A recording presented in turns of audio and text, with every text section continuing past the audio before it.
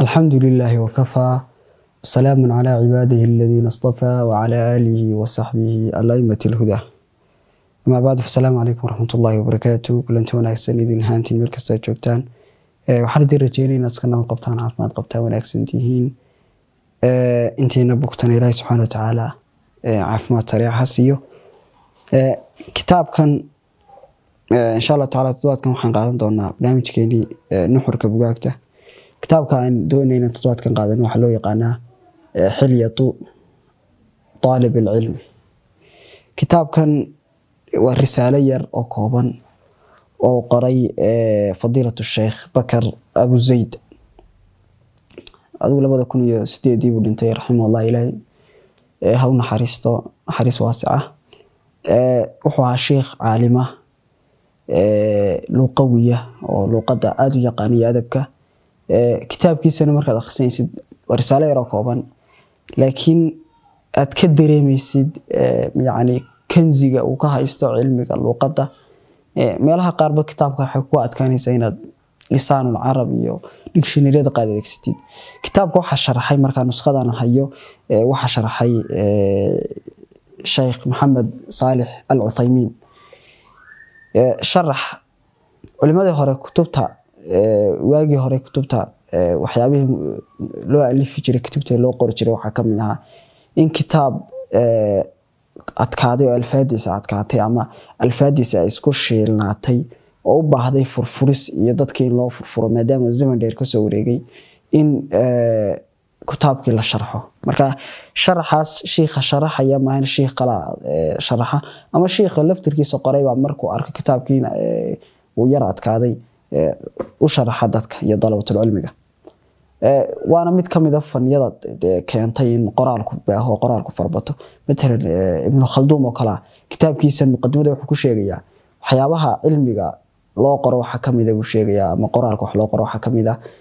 in toddoba shay buu sheegayaa toddoba qodob buu sheegayaa wax loo qoro waxa kamid ah in مثلا kitaabka saas oo kala markuu adkaado in la furfuro. مثلا kitaabkan loo yaqaano مثلا fiqh oo kala kitaabka loo yaqaano minhaajka oo kala fiqh shaafiiciga waxa qoray Imam Nawawi tashruux fara badan buu leeyahay. مثلا kitaabku waa nusxo dakhmi oo laga yaabo 400 page inay tahay. waxa sharaxay intaas oo sheekh waa sharaxay ilaa culimada ay gaarsiiyaan 100 sharax yani marka lagu talax tagay ilaa 100 sharax la gaarsiiyay. shuruucdiisa waxa kamid ah مثلا najm al-wahaj oo kala waa 10 mujallad oo kala damiri oo kala waxa weeyaan 10 mujallad. kutubtu de kuwa mustawaha hoose mustawa ibtidaa'iga kala مثلا shujaac oo kala safiinaha oo kala umdatu salig oo kala yani waxay leeyihiin shuruux bay leeyihiin. marka qaabka wax loo qori jiray waxa kamid ah shuruuxda laftirkooda iyada qudhooda waxa la sii saaraa ay tiin waxaan maleeyay kitaabkan maanta gacanta ku hayna qudhiisu inuu xaashiye leeyahay. xaashiye wax leedahay la saaraa. xaashiye waxa noqonaysa waxa inagu naqaano iminka luqadda Ingiriiska waxa loo yaqaan footnote waxa loo yaqaano. kitaabkii alfaadiisa waa adkaatay risaaladii waa la sharaxa waxa laga yaabaa in 5 mujallad 6 mujallad lagu sharaxay 6 mujallad ba waxa adkaanaysa hadana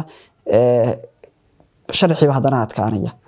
dadkan sharxi muxuu saaray sheekh kala imanaya sheekhi sharxi kala ku saaray xaashiye wax loo yaqaano. xaashiyadaas waxa weeyaan waa sharaxan laftirkiisa la sii sharaxaya waa macna sharaxun ba qaar iska noqonay. مثلا kitaabkan karan ka hadlayay imka shujaac oo kala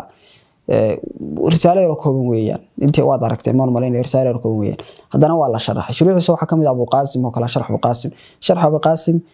isna xaashiyada kala la sii saaro isaguna noqon karay macna sharx oo kala noqon karaya. مثلا baajuri oo kala xaashiye buu ku leeyahay yani waxaan uga wadaa waxaan uga socdaa ereyga waxay geliyay sharaxaas uu sharxay Muhammad Salih bin Uthaymin waa sharax aad iyo aad u nafiis ah aad iyo aad u wanaagsan. kitaabka marka aad akhrisanaysid risaalada lagama yaabo inaad wada heshid laakiin sharaxa laga yaabo inaad heshid. sharax aad iyo aad u wanaagsan aad iyo aad u qurux badan aad iyo aad ugu fardiyeystay. kitaabku si guud wuxuu ka hadlayaa adaabta qofka daalib cilmiga looga baahan yahay si guud Soomaalihan wuxuu ka waramayaa sahayda qofka dalabatul cilmiga aqoon-yahanka noqonaya mustaqbalka ummadda risaaladii Nabi Maxamed u qaadaya adaabta looga baahan yahay dhaqankii suluuga uu yeelanayo ka waramaya cilmigii waxaan sheegnay waxaan ognahay cilmigu inaanu ka maarmayn adaab iyo suluug iyo dhaqan inaanu ka maarmayn si guud markaa buugu wuxuu ka waramaya waxyaabaha ciwaankiisa waxa weeyaan xilya waxyaabaha qofka dalabatul cilmiga xiliyatu dalibul cilmi qofka dalibul cilmiga waxyaabihii qurxinayay ee adaabta u ahaa cilmigu uu baranaya laakiin cilmigu haduu suluug iyo adaab waayo wuxuu noqonayaa ka shajaratin bila thimaarin ama ka shajaratin bila awraaqin buu noqonayaa geed iska qalalan iska taagan buu noqonayaa waxyaabaha kitaabkan aan ku doortay waxa kamid ah wuxuu kamid yahay kutubta maqbuulka heshay يعني كتبت aad loo daraaseeyo waxaan maleynayaa malaha 3 jeer iyo 4 jeer baan dhigtay mar jaamacadda ayaan ku dhigtay waxaan ilaawo kale kitaabka waa la tarjumay waxa loo tarjumay luqadda Ingiriiska waxa loogu tarjumay waxa uu bixiyay The Etiquette of Seeking Knowledge uu bixiyay isagana waxyaabaha qariibka waxa kitaabka horta alfaadiisa carabiga aad bay adagtay matniga حتى شارحه ابن محمد صالح بن عثيمين ayaa wuxuu kitaabka ku sheegay muqaddimada in kitaabka alfaadiisu ay adag tahay waxyaabo qariibka waxa kamid ah kitaabka markii la turjumay isna alfaadiisu way si adkaat isna alfaadiisu way adag tahay in Ingiriista intuu dictionary soo qaato dictionary-gi miido oo reeyadii kala furfuro ma ahaane aad bay u adagta kitaabku marka waxyaabahan ku doortay waxa kamid ah maqbuul buu helay fanniga marka la joogana ee adaabta iyo adaabta cilmigana waa kitaabka in badan ardaydu ay darayso marka jaamacadda ayaan waxaan ku dhigan jiray isagoo English mar waan ku dhigtay mar kale laba sheekh baan ka dhigtay adoo kitaab aad iyo aad loo daraaseeyo runtiina de waxa culimadu ku jamatay uu qabo faa'iidooyin far badan buu leeyahay مثلا كتابك wuxuu kaga waramayaa wuxuu qaybinayaa fusul مثلا fasalkooda wuxuu kaga waramayaa aadaab dalabatul cilmi wuxuu ka waramayaa aadaab talib fi nafsihi wuxuu ka waramayaa aadaabta looga baahan yahay qofka cilmiga doonaya naftiisa laga rabo مثلا wuxuu uga horeysiinayaa cilmi cibaada wuxuu dhanay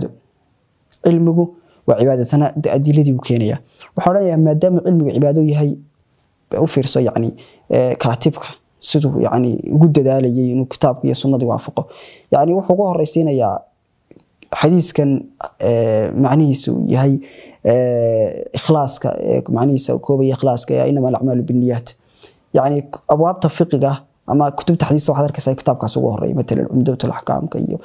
buluqul maramka muntaqal akhbaarka isku wad kutubta hadii xadiiska oo dhan waxa arkaysaa xadiiskaas ugu horeeyay waxa weeyaan waxa lagu dareensiinayaa acmaasha lagu wada galaya inay tahay acmaal cibaada aanay ka maarmayna ikhlaas iyo mutaabaco labada rukun ee cibaado leedahay waa in ikhlaas ilaahay subhanahu wa ta'ala dartiina amalka u sameeysid iyo labo inaad mutaabaco amalkaas lahaado oo nabiga kaleey salaatu salaam aad kaga dayanaysid iyo asxaabtiisi aad kaga dayanaysid laakiin waxaad adigu iska maanta inta jabka kala soo baxday iska abuurinaysaa inay jirin diintu ay aliyam akmaltu lakum diinakum wa atamtu alaykum ni'mati ay tahay oo diintu ay dhameystiran tahay marka qofka labada rukun wali waxa uu ku dareensiinayaa Bakar Abu Sayd wuxuu dareensiinayaa cilmigu inuu cibaado yahay cibaaduna ay laga maarmaan u tahay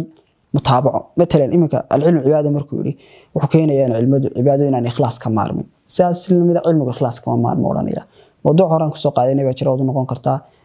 shahaadada kaliya cilmigu uu leeyahay cilmiga diintu uu leeyahay waxa weeyaan waa ikhlaas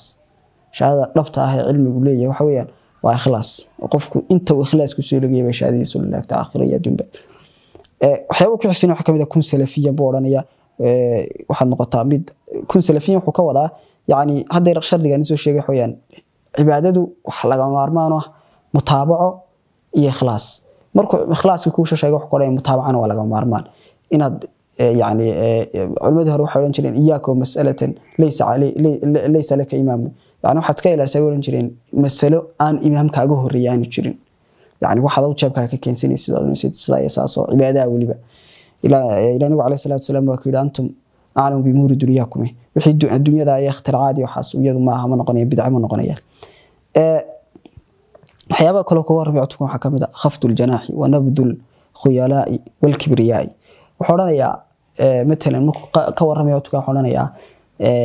ardayga waxa muhiim u ah in uu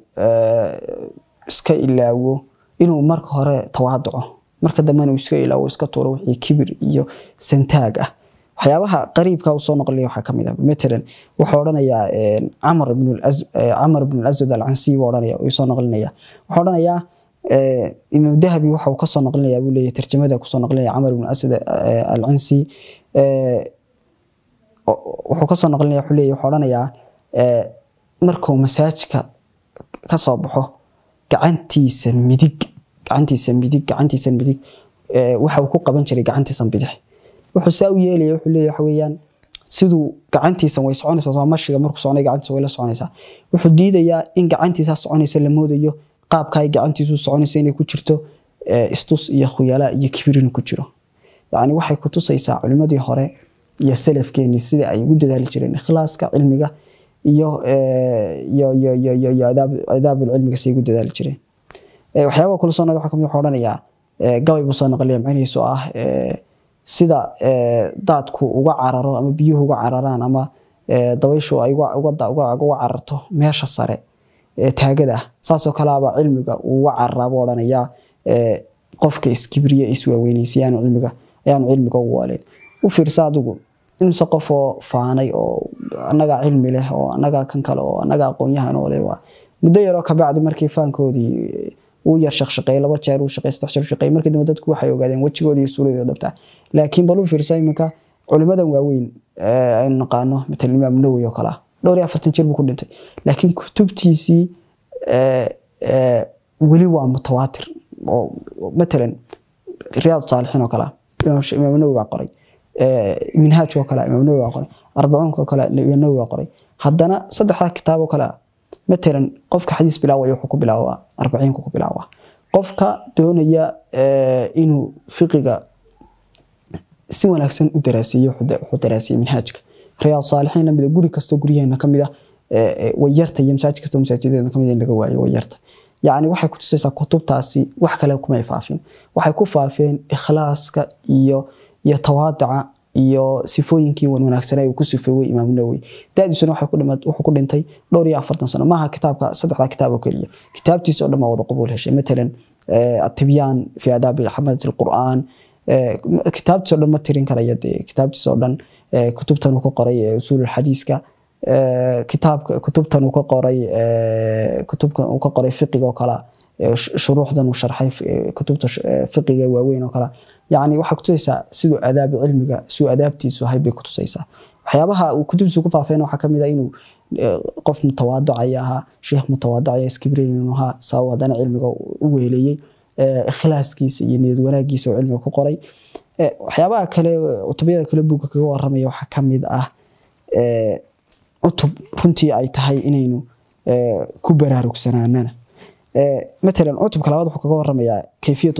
kayfiyatu dalabi wa talaqi sad cilmiga u baranaysiyo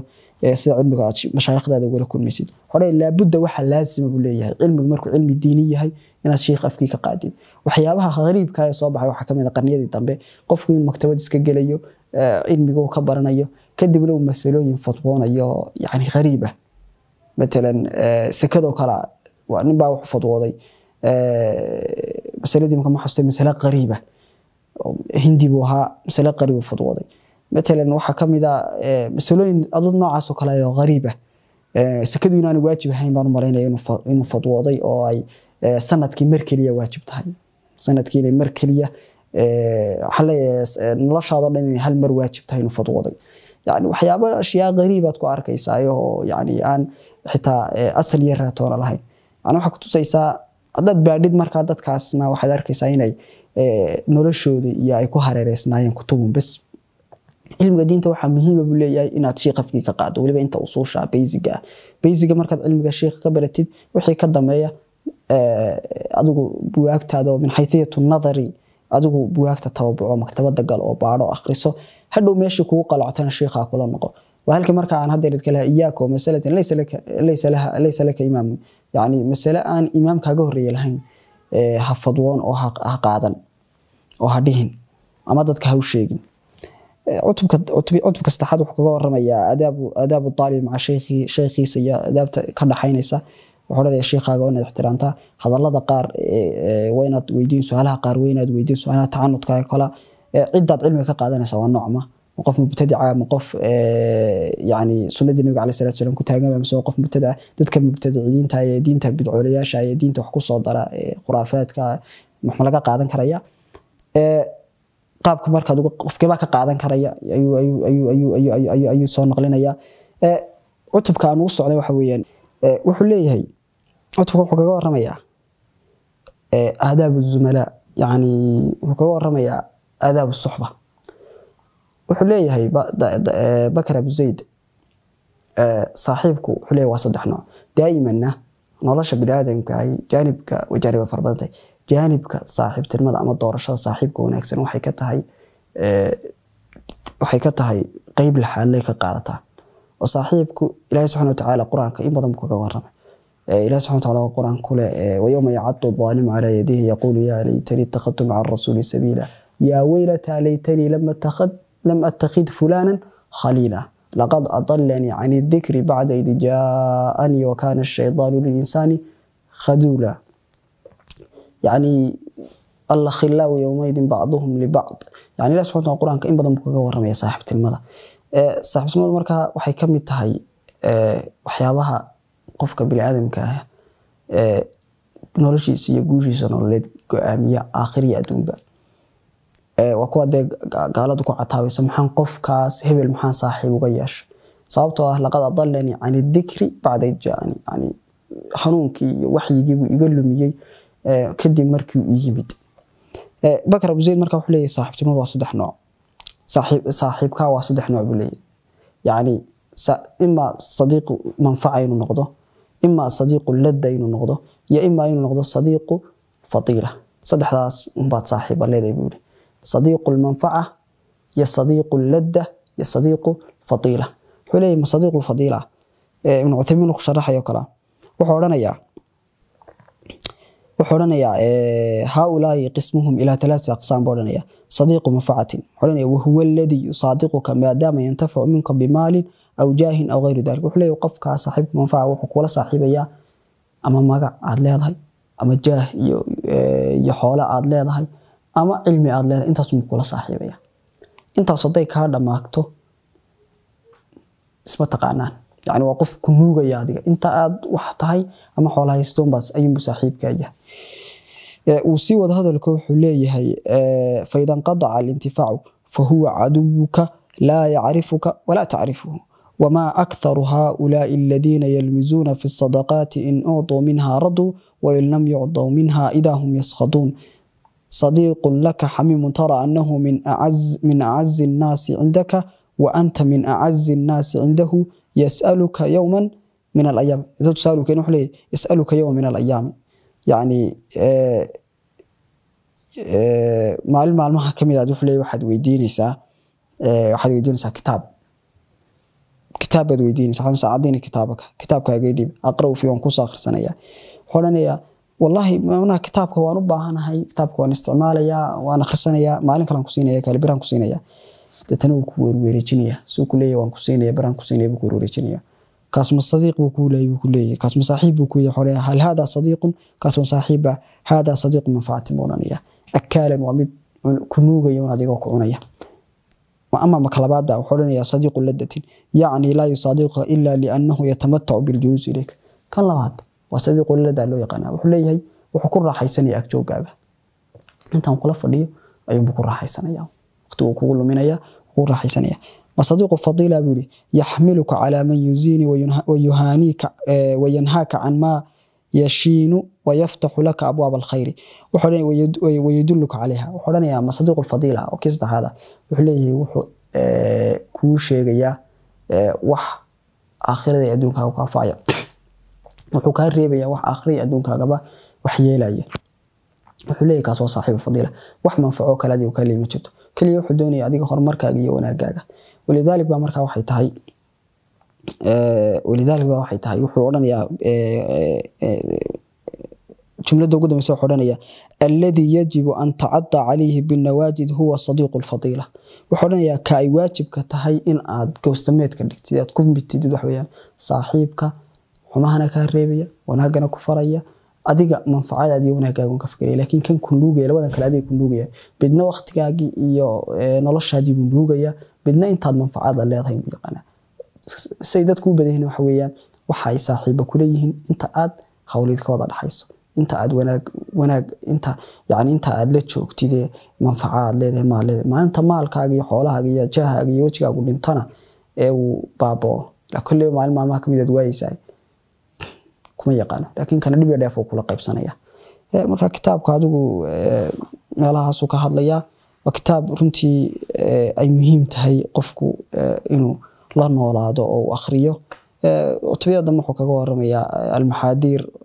عتبكم مثل عتبك دم حكوا ورمية المحاذير وحيابها وتهي ضالب العلم إنه كدكتون هذا وسكايل عليه أنت صنع علينا كسوق جويه بوجه الله أخريه إنجليش نوتكوه لسا عربي نوتكوه لسا لكن عربي ده كفي عن وشرح بلده مثلا شرحا ابن عثيمين وكلا وشرح نفيسة من صوماليا وحيسري ابن عثيمين صفايه وحيري كأنه صومالي يعني وحكا يابي الفاديسي كتبته شرحي كتب رمضان وشرحي مثل آخرستي مثلا شرحي ورياض صالحين وكلا شرحي وشرح بسيط وناكسن ومعانوية halka shuruuxda kale ay ka yaraadeen yihiin ma adka laakiin uu ka fiican yahay shuruuxda kale kutubta shuruuxda uu daaima sharaxay ibn Uthaymeen oo carabidiisa carabi basiid oo carabi fusxada ah san jacayl markaan ku soo gabagabeeyo. Assalaamu calaykum waraxmatullaahi wabarakaatuh.